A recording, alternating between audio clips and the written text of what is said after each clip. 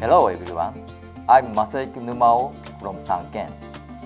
Our lab is working on predicting emotions towards new songs created by AI.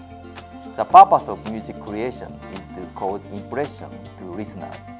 Based on this way of thinking, while watching the reaction of the listener, we will describe the artificial intelligence to perform creation.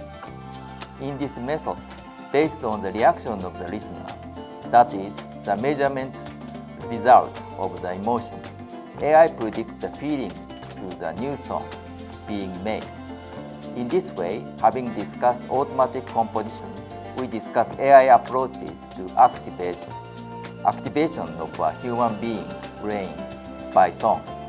The system we are working with in our lab demonstrates an emotion-driven creative music position that composes music on the spot based on physiological sensing such as brain waves, heart rate, and skin conductance.